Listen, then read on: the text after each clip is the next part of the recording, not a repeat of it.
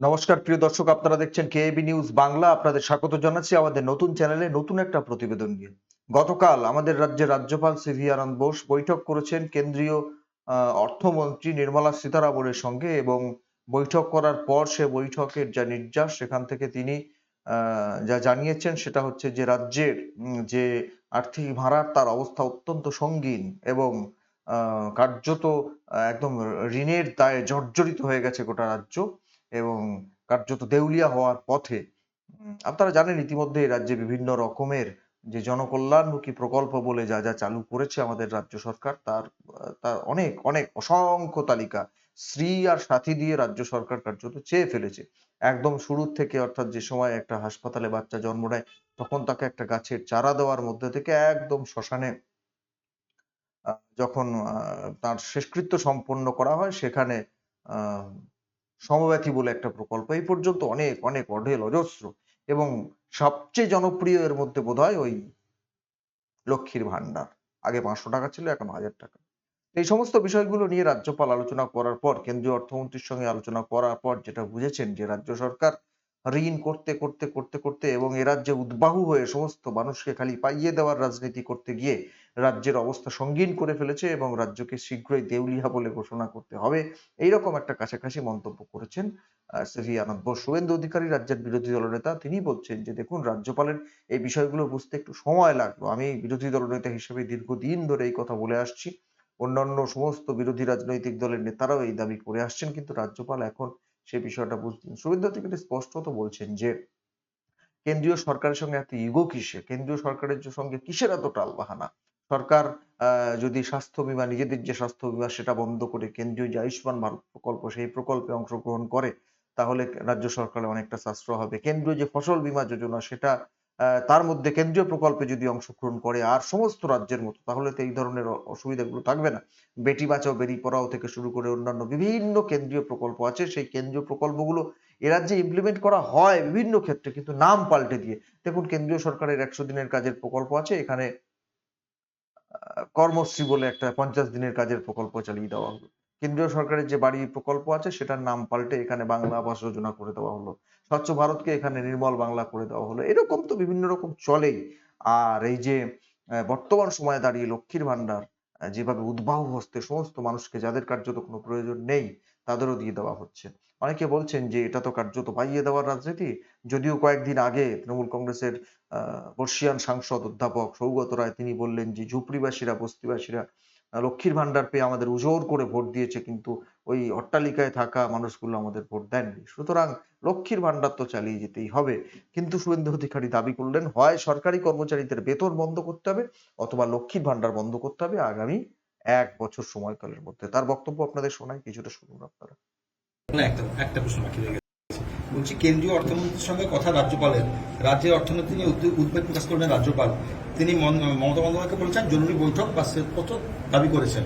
তাহলে কি রাজ্যের অর্থনৈতিক যে কথাটা 2021 সাল থেকে বিরোধী দল নেতা বা আমরা বলে আসছি বিধানসভার ভিতরে বাইরে, এই একই কথা রাজ্যের সাংবিধানিক প্রধান বললেন এতদিন পরে, আমি ওয়েলকাম করছি।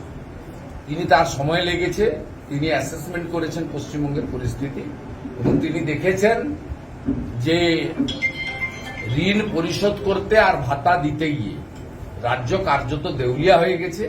স্বাস্থ্য পরিষেবা ভেঙে পড়েছে, ইরিগেশন বাঁধগুলো ভেঙে পড়েছে, পরিকাঠামোগত উন্নয়ন জিরো, কোনো রাস্তাঘাট কোথাও হচ্ছে না, লোডশেডিং আবার ফিরে এসেছে, এবং রাজ্য সরকার ঘুরিয়ে স্ট্যাম্প ডিউটি থেকে ইলেকট্রিকের ট্যারিফ সব জায়গায় বৃদ্ধি করে টাকা তোলার ব্যবস্থা করছে। 2 কোটির কাছাকাছি বেকারত্ব, এবং মমতা ব্যানার্জি রিক্রুটমেন্ট করতে পারেননি বেতন দেওয়ার ভয়ে। কর্মচারী, শিক্ষকরা, পেনশনার্সরা কেন্দ্রীয় হারে মহার্ঘ ভাতা থেকে বঞ্চিত হচ্ছেন। এমনকি গ্র্যাচুইটি, পিএফ এর টাকা, রিটায়ার্ড এমপ্লয়ি বা টিচার, তাদের হকের টাকা তারা পিটিশন করে পাচ্ছেন না। রাজ্যের অবস্থা কার্যত চরম জায়গায় গেছে, এবং এফআরবিএম ঋণ গ্রহণের যে লক্ষ্যমাত্রা সেটাকেও অতিক্রম করে ফেলেছে রাজ্য সরকার। সেই কারণে মহামান্য রাজ্যপাল, তার অনেক সময় লাগলো এগুলো বলতে, কিন্তু আমার মনে হয়েছে তিনি পুরোটা অ্যাসেস করে জেনে শুনে বলেছেন। আমি যেহেতু রাজ্যের একটা সময় মন্ত্রিসভায় ছিলাম, অনেকদিন এই রাজ্য থেকে কখনো এমপি কখনো এমএলএ জনপ্রতিনিধি, আমরা বাস্তবটা জানি, হাড়ির খবরটা রাখি। এই রাজ্য মমতা ব্যানার্জি এইরকম চলতে থাকলে 1 বছর পরে নয় বেতন বন্ধ হবে, নয় লক্ষ্মীর ভান্ডার বন্ধ করতে হবে, নয় হাত তুললে বলতে হবে যে আমি দেউলিয়া, আমাকে বাঁচাও। আর পাশের রাজ্যে উড়িষ্যায় বিজেপি এসে সুভদ্রা যোজনা চালু করে মাসে 4200 টাকা করে মহিলাদের দিয়ে দিল। রাজস্থানে 450 টাকার গ্যাস দিচ্ছে বিজেপি সরকার।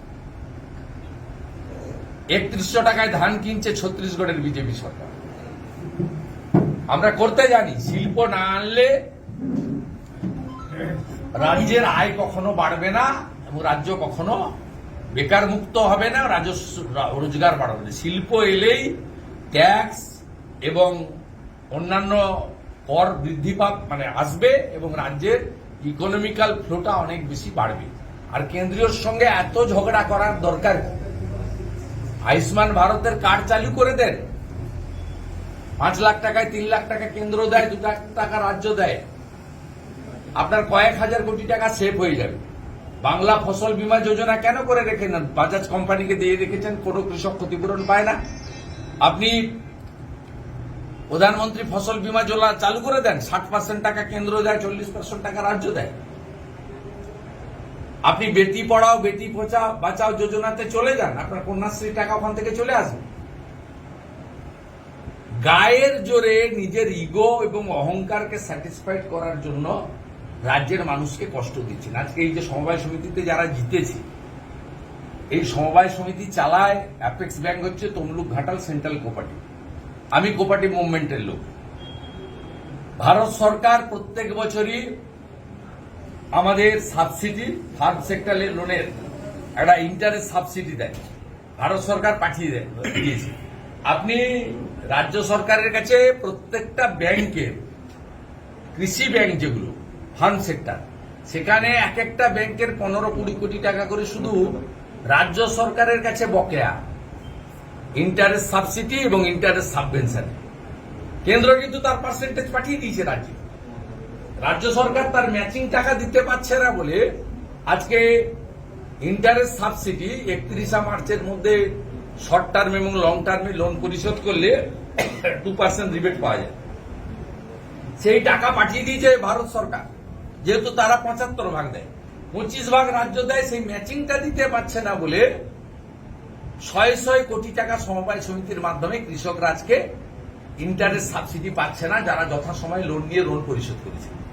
এদেরকে শোনালাম শুভেন্দু অধিকারী বক্তব্য। দেখুন, একটা কথা তো অত্যন্ত পরিষ্কার, সেটা হচ্ছে যে হ্যাঁ, একদম পাইয়ে দেওয়ার রাজনীতি চলছে গোটা রাজ্য জুড়ে। আপনারা বলতেই পারেন, দেশেও তো বিভিন্ন জায়গায় বিভিন্ন প্রকল্প বিভিন্ন রাজ্যের সরকার চালু করেছে। এই তো উড়িষ্যার উদাহরণ শুনলেন, উত্তরপ্রদেশ, রাজস্থান, বিভিন্ন জায়গার উদাহরণ শুনলেন আপনারা। সমস্ত রাজ্য সরকার, সে অন্ধ্রের নতুন সরকার চন্দ্রবাবু নাইডু কি ওখানে, উড়িষ্যার নতুন সরকার থেকে শুরু করে সবাই, কর্ণাটকে কংগ্রেস, সবাই সব রাজ্যে মানুষকে এই ধরনের নগদ অর্থ পাইয়ে দেবার মতো একটা বিভিন্ন প্রকল্প গ্রহণ করছে। এ কথাটা ঠিক, কিন্তু পশ্চিমবাংলার ক্ষেত্রে পরিস্থিতিটা খানিকটা ব্যতিক্রমী। পশ্চিমবাংলার ক্ষেত্রে তো কার্যত নতুন কর্মসংস্থানের কোনো সুযোগ নেই, শিল্প বন্ধা একটা রাজ্য। সেই জায়গা থেকে দাঁড়িয়ে রাজ্য সরকারের আয় বলতে, শুভেন্দু অধিকারী মাঝে মাঝে বলেন যে রাজ্য সরকারের আয় বলতে ওই মদ্যপান, মদের দোকান থেকে আয়, আর হচ্ছে ওই কি লটারি বলেন ওইসব।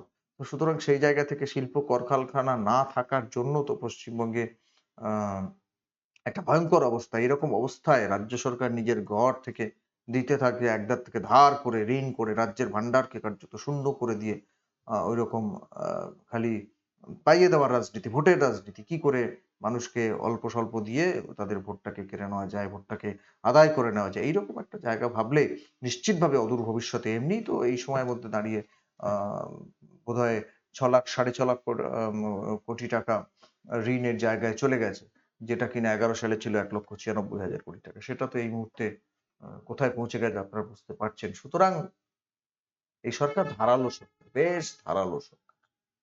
বন্ধ হবে লক্ষ্মীর ভান্ডার, নাকি সরকারি কর্মচারীদের বেতন শুভেন্দু অধিকারীর দাবি অনুযায়ী, রাজ্যপালের দাবি অনুযায়ী আগামী 1 বছরের মধ্যে নাকি আরো ধার করে রাজ্য সরকার এটাকে দিতেই থাকবে? দেখা হবে পরের প্রতিবেদন নিয়ে আপনাদের সঙ্গে খুব তাড়াতাড়ি। সুস্থ থাকুন, ভালো থাকুন। নতুন চ্যানেল সাবস্ক্রাইব করুন আর শেয়ার করুন এই প্রতিবেদনটি। ধন্যবাদ।